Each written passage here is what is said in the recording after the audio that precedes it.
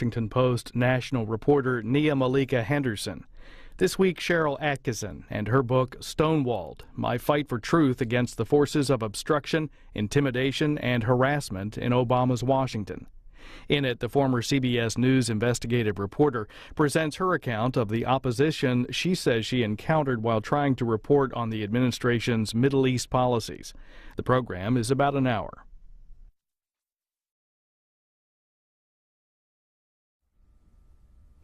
Welcome, Sharyl. So great to have you here today and to get to chat with you about your book, Stonewalled. And the subtitle here is My Fight for Truth Against the Forces of Obstruction, Intimidation, and Harassment in Obama's Washington. Why did you want to write this book?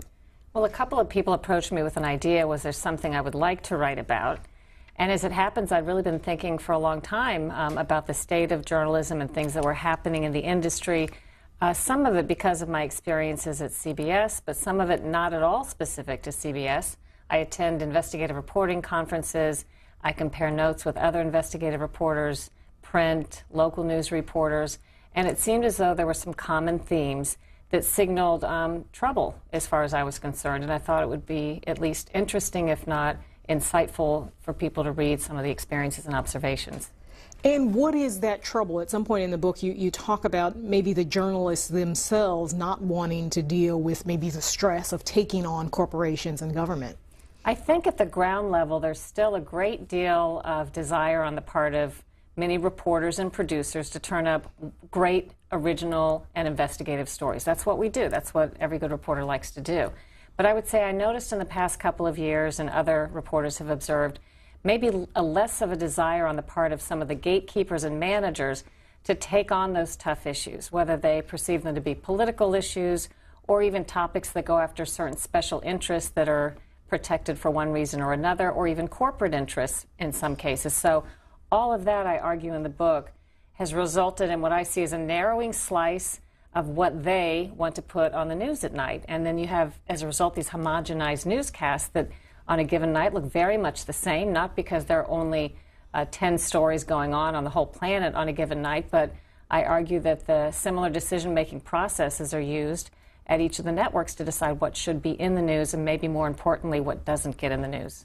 And part of, I imagine, the decision-making process that a network executive is making has to do with the viewer and ratings, right? So how does the viewer play into that? Would they rather see a story? You know, you talked about, for instance, how CBS might bump your story for a weather story.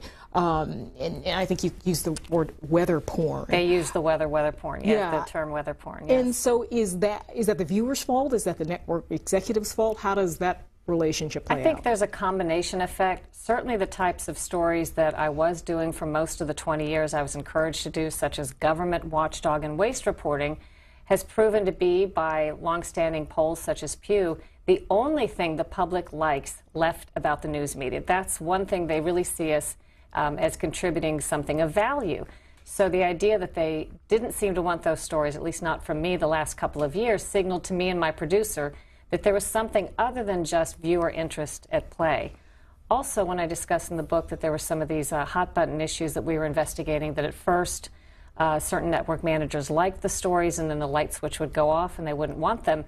The stories we knew, however, were wildly popular among a large chunk of viewers, and I was repeatedly told when I would take those stories to the website, if they couldn't get on television, that they would dominate the website and attract all kinds of traffic. So I don't think these decisions were made exclusively or wholly in regards to what they thought viewers wanted to see. I think there were other factors at play. And is there a difference in your mind or in what you've seen between how print outlets approach print and sort of web outlets approach investigative reports versus what networks do? I think there are similarities. I can't say I know a whole lot about the print world, but I, again, have compared notes with some of my colleagues at investigative reporter conferences and some who are my acquaintances and friends, and they describe similar pressures and similar trends. So I've concluded that there is something happening cultural within the industry. It doesn't mean there is no investigative reporting, and there's no original reporting, of course, but I think most reporters will tell you these stories are harder fought to get on television, that many of them don't. One line that I use in the book is that people think a lot of effort goes into putting great stories on television, and they'd be surprised to know how much effort goes into sometimes keeping some of them off. And I think that's really the story that I'm trying to tell. And you talk a little bit about the early part of your career. Talk about how you got the bug to do investigative journalism, because that's a special breed of person and a special breed of journalists, folks who want to do this kind of work. I think it begins just as everybody doing the beat reports, but I always had, as many reporters do, that extra step of curiosity. Instead of leaving the story at the end of the day, I always had another question or two. And if you pull on the thread, you often find a more interesting story and one that other people don't have. So I was really never assigned to be an investigative reporter. It was just an outgrowth of the natural reporting that I did that I think I fell into it. And you covered, this book, of course, is largely about what you've done under Obama's tenure, but you also covered controversies under Bush's administration and Clinton as well. Yes, and I would say I contrast the reception that the Bush-era stories got, and even the Republican-targeted stories got. As recently as last year, I won an Investigative Emmy Award for doing a story that investigated Republican freshman fundraising and the hypocrisy in their promise, or their implied promise, that they would not operate business as usual in Washington, and yet we caught them down in Key Largo with the big money donors with our undercover cameras. Those stories, when I do them, are well received. No one calls me a liberal mouthpiece when I do those stories. No one accuses me of being a tool of Nancy Pelosi or whoever I would be the tool of. But I notice that when, in the same breath, I do a story that is perceived to go after the other side or leads to the Obama administration, all the forces come out to claim that I'm therefore now a conservative all of a sudden and that I've got these ideological things going on.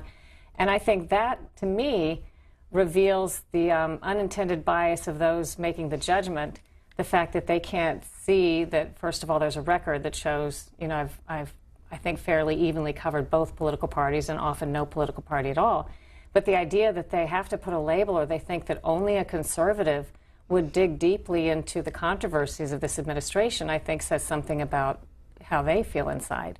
And you have been asked about that, this idea of whether you're angling for a role at Fox News, and you've certainly been embraced by conservatives, but you've also, I mean, this book has done really well and found a just broad audience. It's on the New York Times bestseller list. Congratulations on that.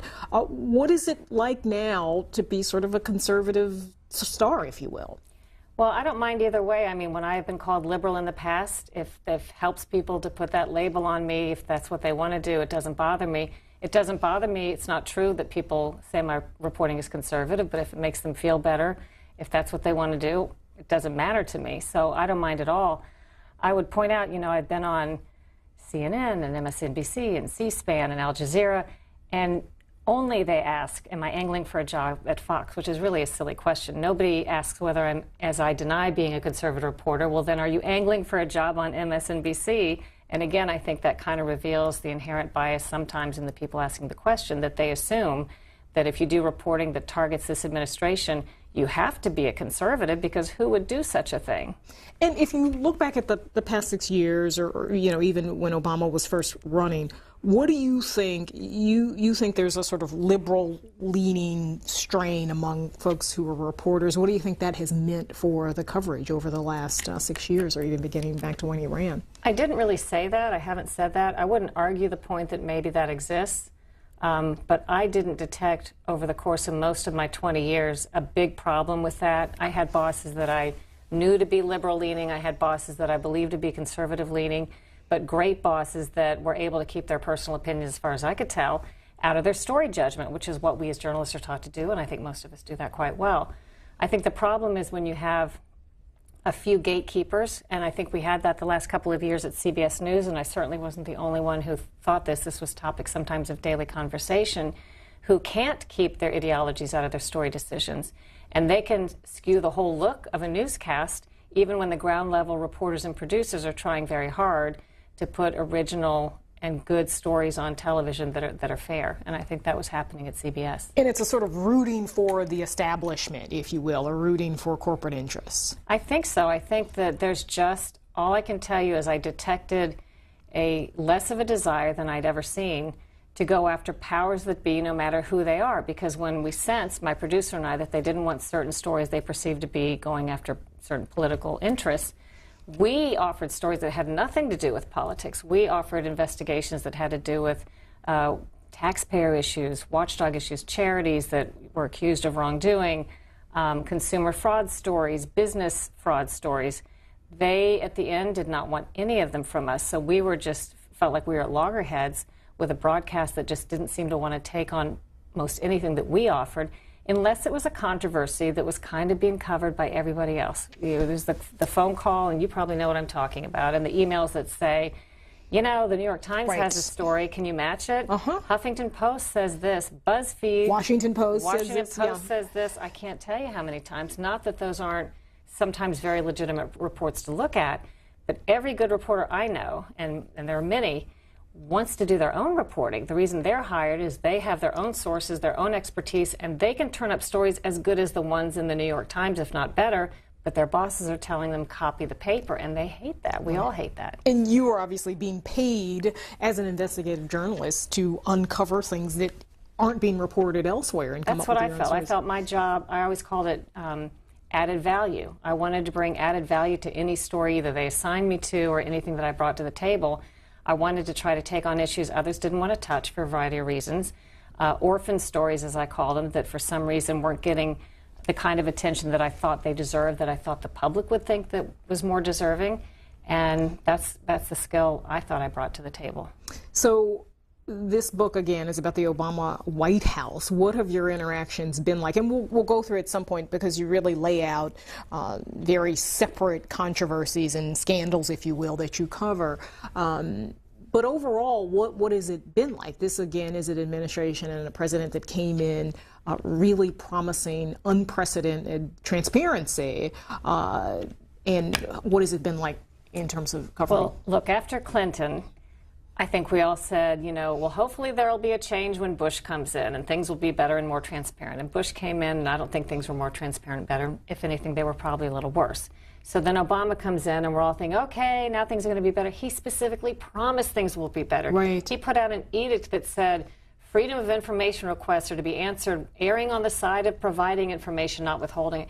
The opposite has been true. It's been very disappointing wherever you stand politically as a journalist to see that there was this great hope maybe for the ability to have more tools to do our jobs better, and then to find, I think there's general agreement because reporters have said so from New York Times, Washington Post, USA Today, and so on, letters sent, Washington correspondents, White House photographers. We all agree this is the most difficult administration for transparency in certain press issues than we've dealt with in recent years. So that's the foundation for what I'm about to say. But I would just tell you there was the pushback, which has always existed. Every administration has its own form of trying to stop negative stories, of course. But it was particularly aggressive, and perhaps aggressively directed at me, and I know other reporters who do this sort of reporting because I've spoken to them. But it was a daily thing. I believe they must have meetings because of the way, probably twice a day meetings, the contacts are made by people at the White House, which surprised a lot of people in the public when I told them this. They will email me, they will email my boss, they will email colleagues, they will call my boss, they will get their surrogates involved, such as Media Matters on the web, to print their talking points. They will do social media campaigns. Before you know it, there is a movement trying to controversialize any story they don't like, the reporters who are covering it, the whistleblowers who are telling the truth from inside the government. Even if they were once loyal Obama administration employees, they are now marginalized and discredited. And it's just a very aggressive campaign that I think more so than what I experienced under the other two administrations. And that obviously has, I mean, as you laid out, Clinton came in promising a certain amount of transparency, Bush did to Obama, and the fact that there isn't obviously sets up a sort of pattern for whoever comes next. I think, and I've heard other reporters say the same thing, I think we're all in the same mindset. I'd be interested to hear what you think. Every administration is going to be tighter than the last, doesn't matter who's in charge. The federal bureaucracy and politicians, for whatever reason, seek to get more powerful, to covet information. They somehow think they own the public's information. They forget that that's our information, and they act like you're asking to see some sort of corporate proprietary secrets. And I think it's our job as the press to provide the tension that doesn't let that get out of balance. We're supposed to say, no, that is our information. That belongs to the public. Here's our Freedom of Information Act request. Here's our lawsuit because you didn't answer it. No, you can't keep us out of that public building. No, you don't get to choose which reporters cover your stories, which they do. They do, right. Mm-hmm. And I don't think we've provided as good a balance as we should have the last couple of years. And the more that we give up as the press, the Fourth Estate or the Fifth Estate, however you want to call it, the harder it is, I think, for us to get those rights back. Those are hard fought. Yeah. And once lost, I don't know how you go back and scoop them back no matter who's in charge next. Is the public on our side, do you feel like, in terms of, like you said, there have been these letters that we submitted, I think, in 2013, complaints about photo sprays and when the White House has events in the Oval Office and maybe they don't let reporters in or maybe they just release still photos. Is it too sort of in the weeds for the average Joe to have sympathy with reporters who, again, they don't hold in very high regard? I think a lot of people pay no attention, but among those who care, yes, I think people do care. I've heard that a lot just from people who consider themselves apolitical, people who consider themselves Obama supporters, people who don't. They overall do believe the press has a role to play in providing that natural tension with government or whoever the powers that be are, that we're supposed to question authority. And instead, the dynamic, I argue, has been turned into question those who question authority. In other words, if a reporter reports something you don't like, discredit the reporter. If a whistleblower blows the whistle inside the government, discredit the whistleblower. And instead, all the attention and skepticism is being turned on to me, the wrong side. And that's part of, I think, a well-orchestrated effort that's been somewhat successful. And in this book, you lay out a number of controversies and incidents that you cover, the first being Fast and Furious. Several times in the book, when you talk about these, you make the argument that perhaps reporters didn't want to engage as much because of whatever reasons, or the network didn't. Talk about how you came to the Fast and Furious scandal, what it was, and sort of what the reaction was from the White House and from CBS. Fast and Furious came as just a tip, an anonymous letter sent to my producer, a copy of a letter actually that Senator Grassley, who deals with whistleblowers, had sent to the Department of Justice asking whether this crazy-sounding program whereby federal agents were actually helping facilitate the delivery of rifles, assault rifles, and other weapons into the hands of Mexican drug cartels. Grassley was asking if this was true. And I could tell by the tone of his letter and having been familiar with how he works, he had whistleblowers telling him this on the inside. So, of course, it piqued our interest. Grassley wouldn't return my calls back then, so I was just sort of stuck with a letter and no context. But my producer and I began getting online and finding sources and contacts. One thing led to another. We were able to talk to enough people that we believed this to be true. We had excellent sources. The story took off. The first story had nobody on camera by name making the allegations, but we had plenty of reliable off-camera sources. So after the first story, which is quite an important story, and the Evening News producer at the time, executive producer Rick Kaplan, led the show with it, which is unusual, and let it go what is a really long time in television news, something like 5 minutes. He just said, write the story the way it needs to be written. Because usually these packages are, what, 2.5 minutes? Minute and a half, 2 minutes. This story could never have been done that way. After that story, there was incredible reaction, the pushback, as we call it, from the administration saying that all these people were liars, which we now know they weren't. They were all telling the truth. That all my reporting was wrong, which we now know it was all correct. But there was the kind of pushback that always tells me I may be onto something, because I knew my sources were good.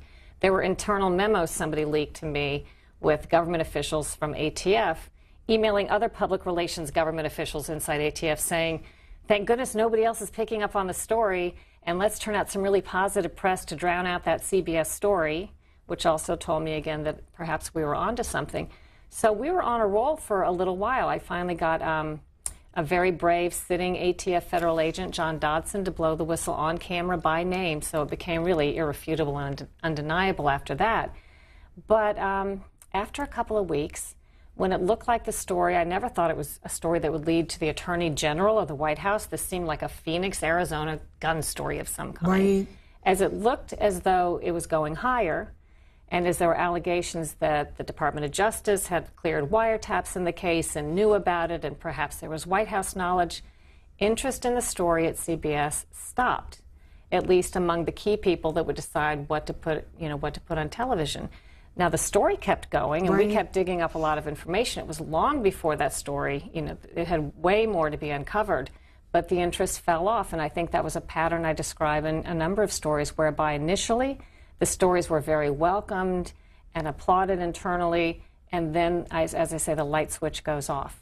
And is the light switch, in your estimation, does it have anything to do with, so it's just an investigative report at some point about Fast and Furious, and then at some point it becomes partisan, partly because you've got Darrell Issa bringing the Attorney General before Congress, and there are these hearings, and at some point he's held in contempt.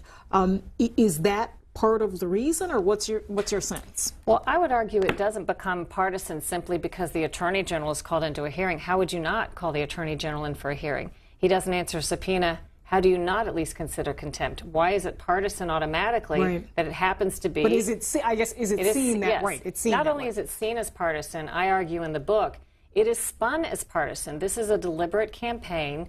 Not that it wouldn't be seen to some degree that way anyway, but there is a deliberate campaign, in my opinion, to spin these stories in a negative way, that the reporter's controversialized, Darrell Issa is controversialized, the story is controversialized, the whistleblower John Dodson is controversialized. If you can discredit all of those things, you don't have to answer the facts of the story, which are so damaging. I mean, they acknowledged they were walking guns. They acknowledged they gave false information to Congress. All that stuff was true. The president stepped in with executive privilege to withhold documents. Why, if this was a story that wasn't important? I think the story had its merit, but I think it was, to some degree, successfully controversialized, including inside CBS by managers who either sometimes had an ideological issue that they couldn't deal with properly on their own, in my opinion, or had other reasons that they wanted to avoid that story. But I can tell, having been in the business for 30 years, my producer and I know when something's up. The trajectory of a story like that, it did not follow its natural trajectory that it should have if dictated by the facts alone. And at some point, you talk about in the book, Katie Couric emails you or calls you up and asks you whether or not you've gotten an interview with Eric Holder. Can she try to get an interview with Eric Holder? Apparently she's friends with Eric Holder and his wife, and that doesn't happen, but after that it sort of disappears. That's when I noticed. So they were very excited about the story. They had cleared 2 additional stories I had already conducted some exclusive important interviews for. Yes, Katie contacted me and had I asked Holder for an interview, and I said yes, he wasn't going to do one. And she asked, could she ask for an interview? I said, terrific, maybe she's a good interviewer, maybe he'll do an interview with her, if not for me. But she didn't do the interview, and after that week, the stories that were already planned, one was cut entirely, and the one that they did air was cut down drastically, and that's when the appetite clearly was over. Yeah, and at some point, there are stories in the Times, I think, that sort of suggests that Holder was exonerated, you point out. It took a long time, but the Inspector General investigated. This is another, what I see as a tactic. Of course, I'm always watching for these things, maybe more so than others. This was not about, can you prove the President of the United States knew it, or Eric Holder personally knew everything, and otherwise it's not a story. That's kind of how the press treated it. Well, we have to prove the President signed a confession, or Eric Holder knew, or it's not a story. No. The people who perpetuated this and were found guilty by the Inspector General's office, something like a dozen employees of mismanagement and other improper behavior, were operating under the Obama administration on behalf of Eric Holder under the President of the United States. It's still important whether Eric Holder read his briefings on it or not. I mean, he denied, even though he was sent direct briefings on Fast and Furious by more than one of his top aides, I didn't read the briefings. I don't remember reading the briefings, things like that.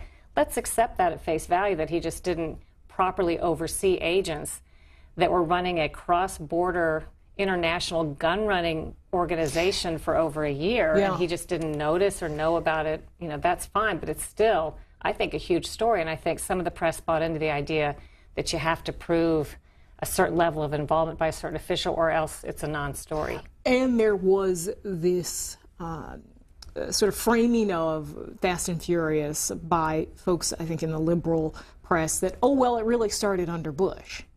That was something you heard during the discussion. Well, and there's some truth to the idea that, and I was first to report this, I learned fairly quickly on after Fast and Furious that an earlier operation called Wide Receiver had been tried under Bush and abandoned because it was so controversial. In other words, the Bush administration, Justice Department, U.S. Attorney's Office, according to my sources, saw this as so potentially perilous because the guns had been walked. They didn't want to bring these cases to trial. And it was much smaller. It was a smaller operation, but same idea. And actually, one of the same officials was working out of the Phoenix office under Bush and Obama when this happened. Both programs happened under the two different administrations.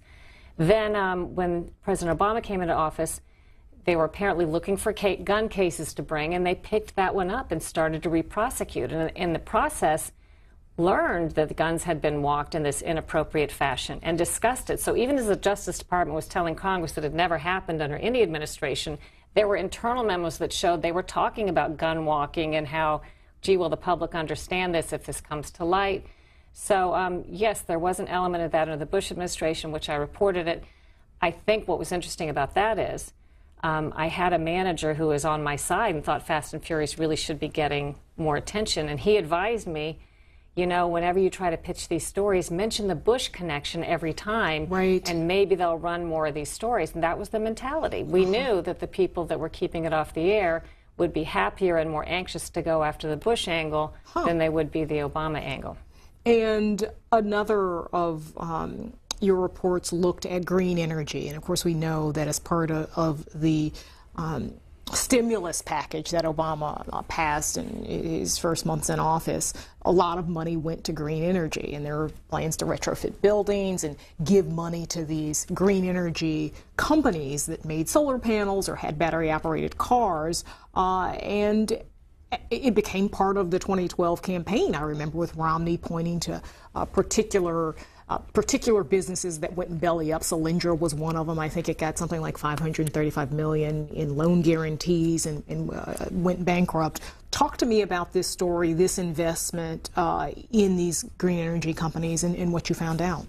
I didn't cover Solyndra. I tend to when there's a big story and it looks like it's pretty well covered.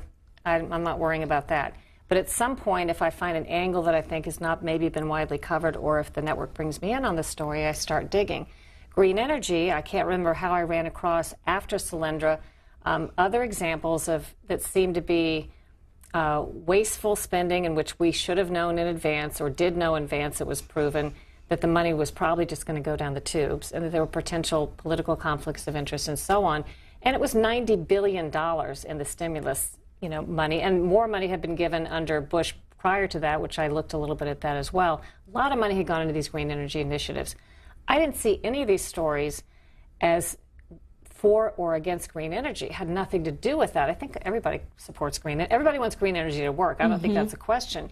I saw this as a taxpayer funding issue, and I had kind of specialized in doing those stories for many years. People appreciate and like those stories, especially when the government is kind of low on money and you can point to these areas of waste. So I started digging around into SEC reports of these companies that got a lot of tax dollars and was shocked at what they showed and what had not yet been widely reported, because if you just look at what the companies report to the federal government when they're required to tell the truth, it's completely different than the press releases being issued by them and by the government on their behalf. Anyway, I went down that road and started reporting on some of the green energy issues. There was so much to report and be uncovered on many different levels. And the first story I did was, again, very well received by, the CEO of CBS News and everybody all the way down thought it was terrific. We want as many of those stories as you can do, and I had many more that were in the lineup to investigate. And that was it. There was incredible pushback from the White House. They were horribly sensitive about it. Oversensitive about it. And let's remember, this was a time when Obama was touring some of these factories with battery-operated cars and really trying to tout the success of the stimulus package and this investment in these cars and solar panels that were really going to change the economy and change our dependence on fuel and things like that. That's right. And I argue, so I play something in the book, I call it substitution game. Yes. I argue, and I do believe this, if you had had Bush and Cheney instead of Obama and Biden attending all of these groundbreaking ceremonies for big corporate people who'd gotten a lot of tax money and in some cases made political donations to them, that then later were to be found fairly quickly to be going belly up by the tens of millions and hundreds of millions of dollars after getting taxpayer funding. I think you would have seen all over the news the clips of Bush saying, this factory is going to be full of, 1,000 workers making cars, and then you'd see the empty factory, and then you would show the contrast. Fair enough. But nobody was doing that with these really stark and obvious examples that happened under the Obama administration. So I was digging into that because I thought it was a great story. But I detail a lot of it in the book. The appetite really dried up fast after them loving the story. All of a sudden, there was no more. This question of what do you have against green energy comes up. Right. Yeah. So, we suspected, my producer and I and a few others that were trying to help get these stories on television would think, what is it they don't like about a story? Because they would never say, we don't like the story, your story's conservative, we don't like you. They would just say, there's no time, that's not interesting, these other nebulous things. So we would try to think, what is it they don't like? And we concluded, and I think it was proven rightfully so, that one of the main gatekeepers, the executive producer at the time, Pat Shevlin for Scott Pelley, just thought the public would be soured on green energy if they thought their money was being wasted. And that seemed to be confirmed by a manager who overheard a conversation in New York when one manager was trying to get Pat, this is how it was told to me, the executive producer, to run some of these stories that I was sending notes around about because they were pretty incredible stories. And the answer this person said from Pat was, what's the matter? Don't you support green energy? And that said it all to me. She couldn't get outside of her head and understand these were not stories about green energy. And you have to trust the public to make, or allow the public to make up their own mind. You don't censor a story or a topic, this is my view, because you're afraid they might draw the wrong conclusion about something you care about. Right. But I think that's what happened. Were there instances when, because you mentioned this with the gun running stories, where you would try, well, if I put Bush in there, then maybe that'll make it more palatable to the folks at the network, or could you figure that out with green energy? Or when the person advised me to do that with Fast and Furious, I refused to do it. I said, I have mentioned it since then. I've done a whole piece on it. I will mention it again when appropriate, but I'm not going to unnaturally work it into a story. Because you felt like it was, when appropriate, yes, but I'm not going to contrive a story for the sake of getting it on. With green energy, I can't think of a way they would have accepted. In fact, one of the stories they turned down would have been perfect. Actually, a producer found this story, and I won't tell the whole thing except to say, unions, so this is a story some Democrats would like, were upset because money had gone from the stimulus to support companies that were actually owned by Koreans who had brought in Korean workers, in, I believe it was Michigan, instead of hiring the locals for some jobs that the locals say, this is supposed to be helping stimulate our economy and hire our workers. So the local unions objected. They wrote a letter to their Democratic congresspeople and to the president. They were, worried about this. We got undercover video of the Korean nationals working in the factories. We had I thought a terrific story. They didn't want that, but I thought that was good from the sense of it's not a Democrat versus Republican story. They can't call it a conservative story. It's actually some Democrats raising issues with other Democrats, and I've done stories with Republicans doing the same thing. Sometimes those are the best kinds of stories because of it, but they didn't want that story either. You, of course, are no longer at CBS. What is their reaction? Officially, it seems to be no comment. Right, no comment. I mean, all I've heard, other reporters have told me that they're quietly just saying disparaging things about me, but I kind of expected that, and I don't think everybody's doing that. I think a few key people are. I got quite a bit of support from people who know what I say is true, and some of them are quoted in the book. And I got a really nice email just this week from somebody I didn't know very well, who said he thought it was good something positive was coming from the ugliness, as he called it. So I'm pretty pleased overall with the reaction. I thought it would be a bumpier ride than it's been. Yeah, and another thing you cover in the book is Benghazi. In this incident where two Americans are killed, one of whom is an ambassador, Ambassador Stevens, and this is on September 11th, 2012. Right in the middle of a presidential campaign, becomes the topic of debates and really fights in some ways over wording. Terrorism and terror, whether or not Obama called it terrorism. Talk to me about Benghazi, your experiences there, and also the role that CBS seemed to play in having this information about something that Obama said and not going with it. Yeah.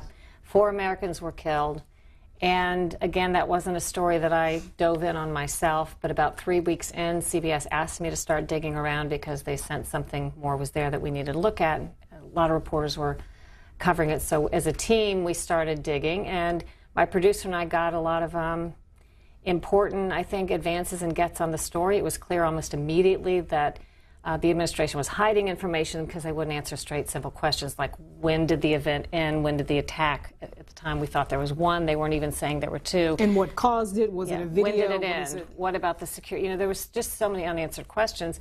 And initially, like the other stories, as I described, CBS was very receptive and very pleased with several weeks of stories that we did, that were digging deeply and starting to really get at the heart of, I think, getting some answers to questions. But every step, I think it made the administration's response look worse.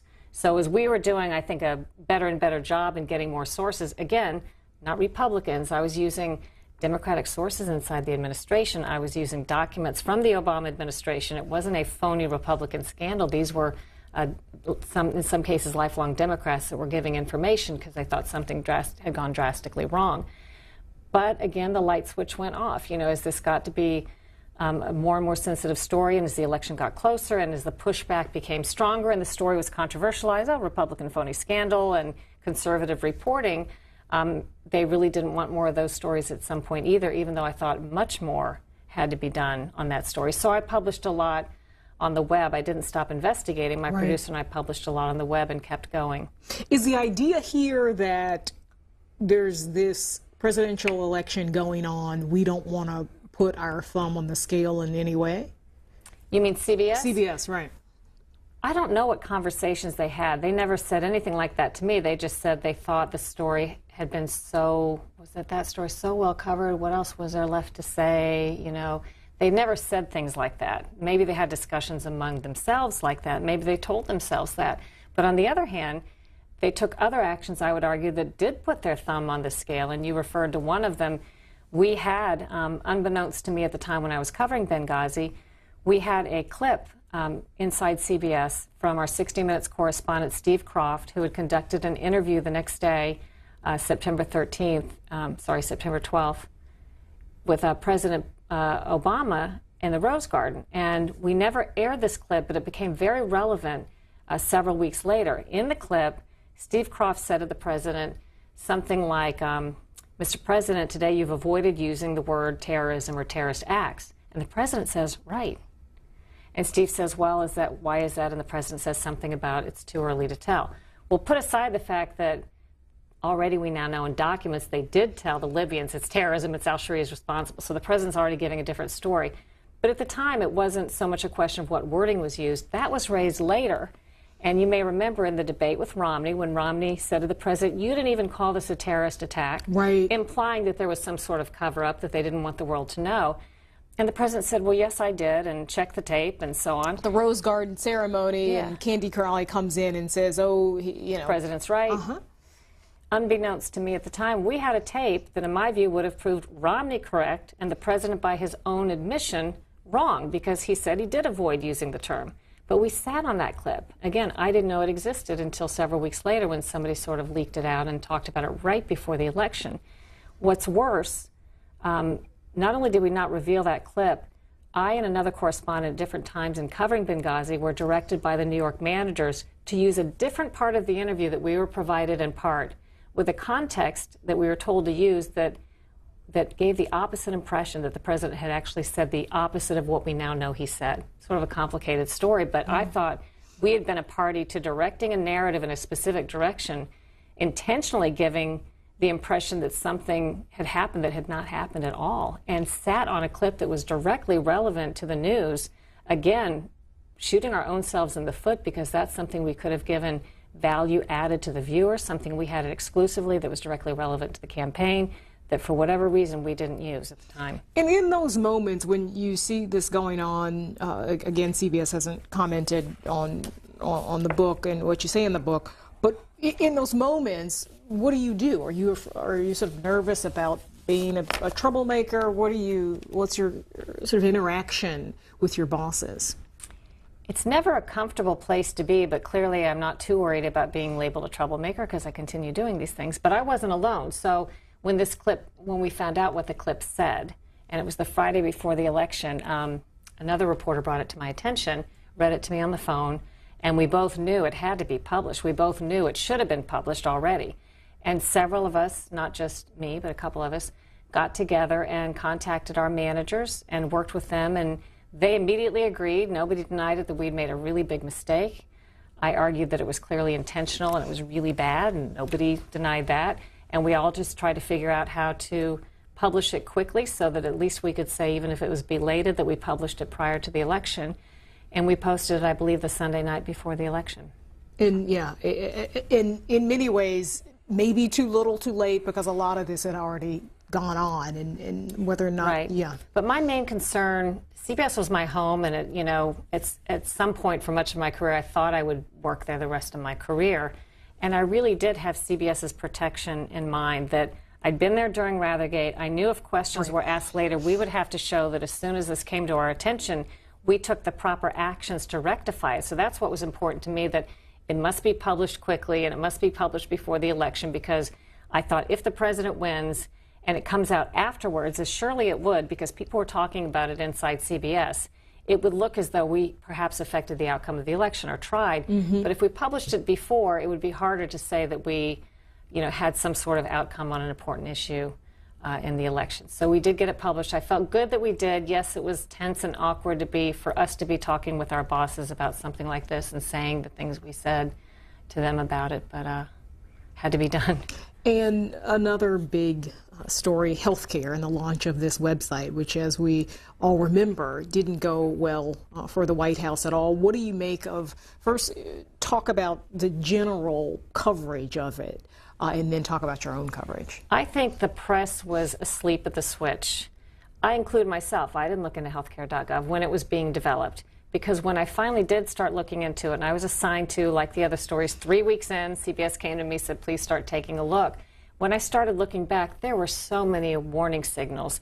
There were congressional hearings, there was testimony evident, there were security tests that didn't get conducted, there were things that were, there were so many red flags we didn't report on. We did mostly, I think, positive stories about how this is going to help so many people. And why do you think that happens? Why is there a sort of blind spot? Is it because there's so much else that's going on? It's too technical, it's a website, it's, how hard is it to build a website? Why do you think? You know, I don't know. I think, again, we took the administration's word for it, right? Okay. That Bingo. Okay, yeah. So I argue in the book that there's this trend, and I don't understand it, that we often are taking, whether it's a corporation or a government, whatever administration, they issue something, and I think it used to be that most of us knew to say, okay, that's what they want us to report. Let's verify it. Let's look for the facts in the documents, make sure it's true. And I've started hearing the last couple of years at CBS, more often than I ever had, a manager or a colleague would say, well, the government says this, or let's see what the government says, as if that was the final word and that was to be the truth that we accepted. And I think by and large, people wanted, there was a rooting for it. People want health care to work. People think health care should be changed in this country. Or there wasn't the sense that the broken part of it was going to be this website, right? Maybe it would mess up in terms of the different states and the expansion and those sorts of things. But it was totally unexpected, right? Yeah. Although again, there were signs. There were signals when you look back in hindsight. Maybe if we had been looking a little closer, but who knows? I mean, right. Maybe we wouldn't have caught that. But certainly about 3 weeks in, there was a recognition that we needed to do some stronger reporting. I think we all did. I think all the networks got on it. I think the newspapers did. I think there was some good reporting done. And then the light switch went off. So we've almost done, I haven't carefully monitored the network since, but after a certain point, no matter how important I thought the stories were that we continued to dig up, my producer and I, they didn't want them. And there were some, I think, very important stories. And this was after the website got fixed. Right. Yeah. After the website was fixed, when, for example, it was considered a very big deal for a short time that something like 4 million people were losing their insurance. You remember that, you know, the whole controversy over if you like insurance, you can keep it. That was rightfully so a big deal. But then when I went to them and said, gosh, I found evidence with the help of people who support Obamacare and insiders who pointed out to me that it was in the CBO projections and in the government's own projections that something like 13 million, not 4, 13 million more were going to get bumped off their work insurance. I said, well, this is at least as important because we're talking about more than 3 times the number of what you thought was important last week. And they suddenly were like, let's wait until that happens. I'm like, wait until it happens. So my producer and I went off and discovered it was already happening. So the people were already losing their work insurance. We came back to them and said, we have examples on the record. It already has happened. Well, you know, I had no time for that in the program. I mean, it was really stunning to me that you could bring them really important issues. More people were paying attention, according to polls, for healthcare.gov during this time period, not just the website, but the whole issue, than was it a typhoon or something that killed so many people internationally. More people were interested in healthcare.gov, and some nights we were just not covering any of the developments once the light switch went off on this. Yeah, and I mean, CBS is different from Fox News and MSNBC because you've got 30 minutes every night, right? I guess you have the morning show as well, but that's 30 minutes of tightly edited, curated news. But still, you're saying that in that 30 minutes. The very night, and I have this example in my book, the same day a poll showed how many people were interested in healthcare.gov, a huge percentage of the American public. We were putting on stories, largely the same stories at the 3 networks that had nothing to do, not even mentioning important hearings with developments on healthcare.gov. Both pro and con testimony. I'm not saying you have to skew the story one way or the other. They just weren't reporting on it at all at some point, even when it remained a major issue in the eyes of most Americans. Talk a bit about, you begin the book with really this kind of harrowing experience. I mean, harrowing might be putting too fine a point on it, but freaky maybe, or weird or creepy. Creepy.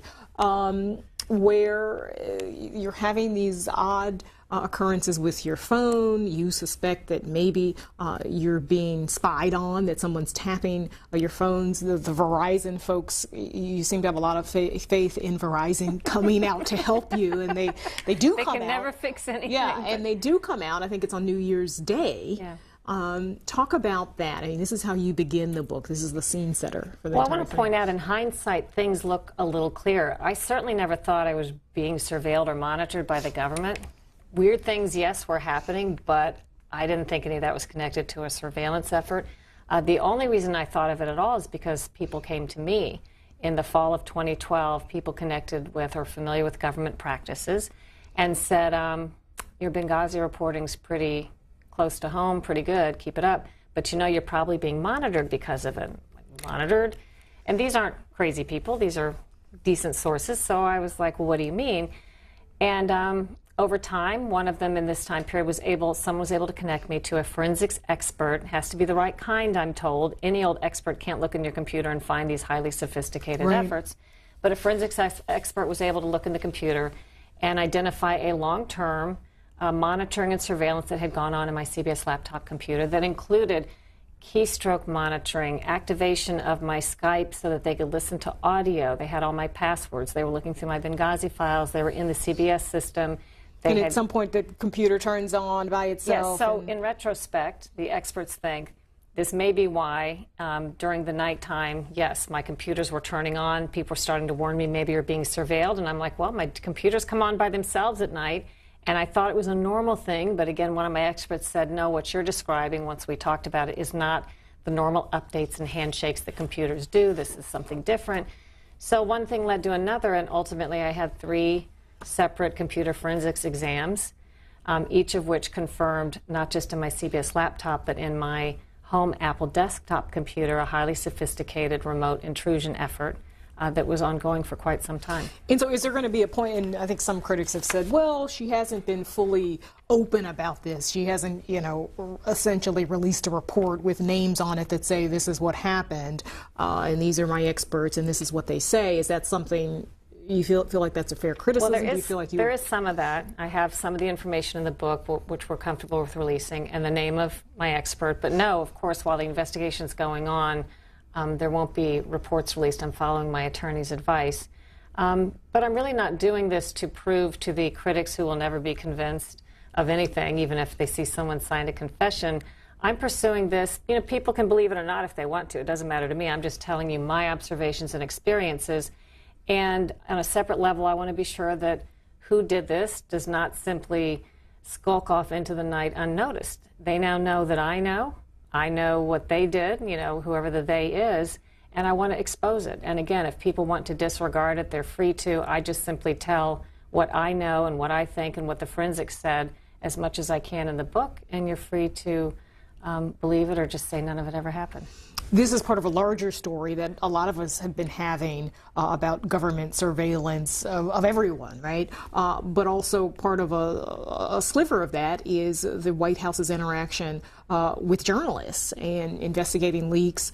Talk about that a bit, because this is a part of the book as well, last chapters. Well, again, for those who think, how crazy to think the government could be in your computer. Oh, I might mention one of the first computer forensics exam concluded it was software that's proprietary to a government agency, so that's what raised that specter specifically. But for anyone who thinks it's silly, I say you haven't been paying attention to the news, because now we have the context we didn't have during my initial incidents. Since then, we know, as you know, that the government has overreached, in my opinion, pretty far in its handling of the press. The government itself has acknowledged it's perhaps overreached in surveillance of private citizens, just as my sources had said to me when they originally came to me. I think it's a very serious matter when you have people worried about making phone calls and communicating on email because they assume they're being watched. Let me ask you this, if you don't mind. Do you kind of assume that your communications could be monitored, whether it's the phone or the computer? I do. Yeah, I mean, if it's the government, if it's my bosses at work, I think, right. Yeah, I think there is that expectation. And I always did too. And your bosses have a right to at any time. That's kind of what was in the back of my mind, if anything. But the idea that now the government just kind of does, I will tell you, I have conversations with members of Congress who will tell me on the phone they don't want to say certain things because they assume the phone calls are being monitored. We know that the government has acknowledged looking at phone records of members of Congress and their staff in the Intelligence Committee, I believe it was. So where does it end if everybody starts being afraid? It almost reminds me of Russia or something. If everyone's afraid that everything they say is something that could be monitored or used against them or found out about, it just changes the whole tone of the way you do business and how you think and what you can report. That sort of trend coming just as people seem freer than ever to post all sorts of things online, on Facebook, on Twitter, and be very open about their private lives. Right. Well, I think that's one reason why a lot of people have told me, as this has been revealed, they're not so worried. I mean, and I say that in the book, that people have said, I have no secrets, right. I haven't broken any law, I don't care if the government looks at me. And I think, well, it doesn't matter whether you've done anything wrong. You may trust today's government. Do you trust who's going to be in charge? Do you know who's going to be in charge tomorrow? Do you trust that nobody outside the government that you trust will have access to your information? Do you trust that even though you've done nothing wrong, that there couldn't possibly someone that would try to make an effort to make it look as if you've done something wrong? I think it's again, the culture today where people do give up so much of their privacy. Maybe they're not as worried about it as I think they ought to be. I do think journalists are concerned. Where do you think journalists should be looking now? I mean, you're an investigative journalist. I mean, maybe you're going to give away too many of your secrets about what you're looking at. But are there stories out there that you feel like the press is ignoring? I think press certainly isn't ignoring terrorism, but I think there's a lot more to be reported and uncovered about the steady march of terrorism, which I think our counterterrorism experts think is coming here in a formal way. Europe next and then us. I mean, that's what I was told. I think the immigration story has been well covered, some aspects of it, but not others. You think the press, certainly the political press, might cover the politics of it more than the nitty-gritty, what Absolutely. This means on the ground and for people? I think it's been well covered, the positive aspects of the contributions that illegal immigrants have made to the country and the good part about them being here, the people who have come here and become good citizens and made contributions and served in wartime, the unfair things that have happened to them. I think those have been well covered. I don't think it's been as well covered the perils that come with that. It's almost as if we don't really want to say it could be a bad thing or that there could be bad repercussions when everybody knows there could be, and they're dealing with it, because I've been on the border to do these stories in these border towns. And to CBS's credit, we did do a big long cover story that had to do with some of these issues for Sunday morning, but I think that's a really important issue that deserves more coverage.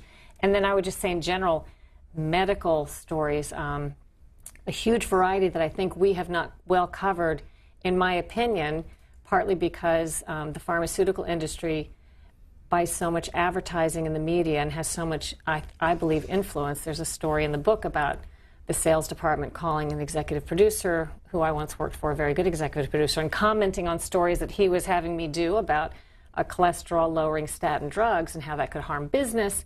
Because of that, I think we really haven't well covered a lot of pharmaceutical issues that we should be covering, and I think those can be important. And advice for young journalists. You've been in this business for a number of years. It's changing all around us day by day, it feels like. Any advice for young folks? It's tough. If you don't do what the bosses want when they want you to do something that you think is not quite right, will you ever get the next job? Right. It's hard to say what to tell somebody to do, but I think there's room for people to follow a story to a place where it's going. Don't lead it, follow it. Try to resist the temptation to let others take you into a place where you can tell they would like it to go, and make your point and make your argument for that this is where the story really goes. And I think there's a lot of outlets. As pessimistic as some of this may sound, I don't think we're ever going back to the world we used to have, where most people got their news from 3 stations and 2 newspapers. But I do think something new will be born of it. It's got to work itself out so that people can separate what's real from what's not. But there's plenty of great reporting still to be found in places like, sometimes at the network still, of course, and Frontline and HBO Vice and ProPublica and Project Censored and Center for Public Integrity. You just have to find it. And I think people will find new ways to find the truth about the issues they care about. It's just not going to be the same way that they did before. And what's next for you? I think I'm just going to keep plugging along in the short term as I have since March. I've published a lot of what I call orphan stories, like the story on a federal study on premature babies in which these women say they had no idea. In some cases, they were even in a study, and the government's own ethics body found the consent form was unethical. And as a result, some of the babies in the study died and were blinded. Wow. And where can we find your work? Well, SharylAttkisson.com. I try to cross-reference anything I publish for BlueForceTracker.com or Al Jazeera, Daily Signal, whoever it's for. Or Sinclair Media Television. I try to cross-reference on SharylAttkisson.com. Okay.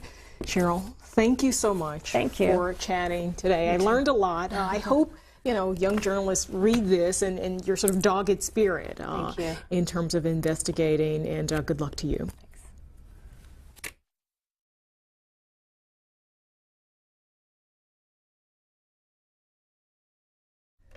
That was Afterwards, Book TV's signature program, in which authors of the latest nonfiction books are interviewed by journalists, public policymakers, and others familiar with their material. Afterwards airs every weekend on Book TV at 10 p.m. on Saturday, 12 and 9 p.m. on Sunday, and 12 a.m. on Monday. And you can also watch Afterwards online. Go to booktv.org and click on Afterwards in the Book TV series and topics list on the upper right side of the page.